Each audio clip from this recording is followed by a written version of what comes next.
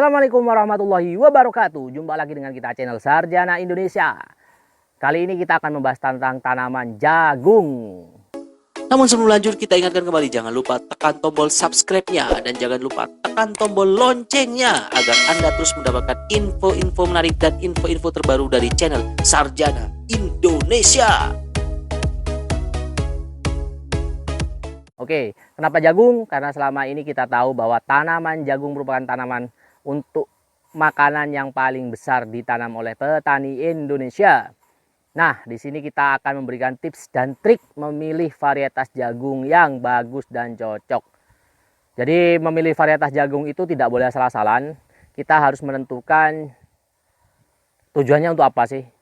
Misal kita pengen mendapatkan produksi yang tinggi, maka otomatis kita harus memilih jagung dengan karakter yang seperti apa sih untuk menentukan jagung yang akan kita tanam. Karena seperti ini, setiap jagung itu memiliki karakter masing-masing, memiliki bentuk daun, memiliki tinggi tanaman, memiliki bentuk tasel, memiliki bentuk silky, itu yang berbeda-beda. Itu sangat berpengaruh terhadap tinggi dan rendahnya hasil produksi yang akan kita dapatkan. Misal, kita pilih tasel yang tinggi namun tidak membuka, dia hanya tinggi ke atas. Nah itu apa? Dia akan sangat sulit sekali memecah serbuk sarinya dan untuk mengawini silkinya, itu otomatis. Jadi kita kalau memilih jagung, tips utamanya itu satu, silkinya itu bisa terbuka, tidak terlalu jauh jaraknya dengan taselnya. Apa sih tasel itu? Tasel itu adalah bunga jantan, bunga yang bagian atas itu adalah tasel atau bunga jantannya, seperti itu ya. Dan silky itu adalah bunga betina yang di bawahnya. Jadi kalau kita memilih tanaman jagung, kita harus pilih tanaman yang sekiranya antara tasel dan silky, mekarnya atau siap kawinnya tidak terlalu lama jaraknya. Karena apa? Kalau seandainya taselnya sudah mekar, silkinya tidak mekar, otomatis ini akan serbuk sarinya akan banyak terbuang.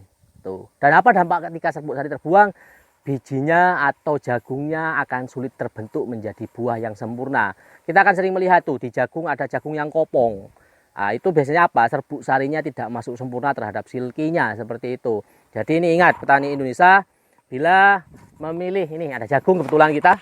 Jadi bila memilih tanaman, ini ya, ini kita sebut sebagai tasel. Ini tasel. Dan silkinya ini. Silkinya bunga ini. Jadi nanti dia akan otomatis menyerbuk turun ke ini. Ketika dia menempel ke sini, otomatis satu bulu jagung ini dia akan menjadi satu jagung. Tuh, kalau bulu-bulu ini tidak terkawini atau tidak kena serbuk sarinya, dia otomatis tidak akan jadi kopong. Seperti itu. Jadi satu rambut ini menentukan satu biji jagung itu. Oke. Untuk membuat agar satu rambut ini dapat dikawin oleh dapat mendapatkan polen yang pas, maka satu yang harus kita pertimbangkan adalah bentuk daunnya. Tuh. Kalau ada bentuk daun yang seperti ini, dia cenderung turun ke bawah seperti ini. Ketika dia serbuk sarinya terbang mau turun, ini akan menghalangi ini. Jadi baiknya kalau kita mencari jagung, itu cari daunnya yang agak naik ke atas seperti ini. Jadi lebih condong lurus ke atas. Kenapa? Ketika serbuk sari terkena angin, dia jatuh, dia tidak terhalang oleh daun untuk jatuh ke bunganya ini, supaya bijinya dapat terbentuk dengan sempurna. Tuh ya. Yang ketiga, kalau kita cari tanaman jagung, usahakan tidak terlalu tinggi. Karena apa? Kalau tanaman jagung yang terlalu tinggi, itu cenderung akan mudah roboh terkena angin. Jadi kita itu cari jagung yang tidak terlalu tinggi jagungnya. Tapi jangan terlalu pendek juga, tidak bagus ya terlihatnya. Jadi kita terlalu yang cari jagung varietas yang tingginya sedang.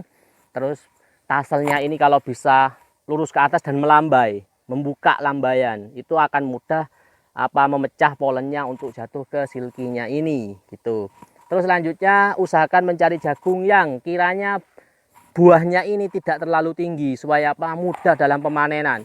Kalau terlalu tinggi segini kan ada tuh jagung yang terlalu tinggi, kita akan lambat dalam melakukan pemanenan. Jadi kita cari yang tingginya sekian. Kalau ini tinggi sekian kan mudah, ini pengambilannya sangat mudah. Jadi untuk menentukan varietas di situ. Selanjutnya yang keempat kita tentukan ukuran buah jagungnya. Otomatis semakin besar jagungnya, semakin besar pula nanti produksi yang akan kita dapat. Karena ada jagung yang tongkolnya itu panjang, bijinya kecil. Tuh, itu tentunya nggak akan kurang bagus apabila untuk pakan ya, untuk konsumsi kayak gitu, karena terlalu kecil. Maksudnya kurang bagus di timbangannya, nanti akan lebih rendah seperti itu. Jadi kita usahakan cari jagung yang satu, tongkolnya itu panjang, dua, bonggolnya ya, bonggol di dalamnya itu kecil. Dan yang ketiga, biji jagungnya yang besar kayak gitu. Dan untuk mendapatkan hal itu bisa kita dapatkan informasinya satu di kemasan benih jagungnya. Yang kedua ya otomatis kita bisa tanyakan ke petani yang pernah menanam. Kita diskusi, oh jagung jenis ini itu seperti apa bobotnya, seperti apa buahnya. Terus yang terakhir juga yang tidak kalah penting dari jagung, kita harus cari tanaman jagung yang tahan terhadap serangan penyakit, utamanya apa? Bulai. Jadi kalau tanaman jagung itu sudah kena bulai, otomatis dia produksinya akan sangat rendah. Jadi pastikan kalau kita mau tanam jagung, carilah varietas yang tahan terhadap bulai supaya tidak terganggu dalam produksinya. Kenapa? Selama ini kalau jagung sudah kena bulai habis, produksinya akan sangat-sangat rendah, tidak bagus sama sekali seperti itu. Terus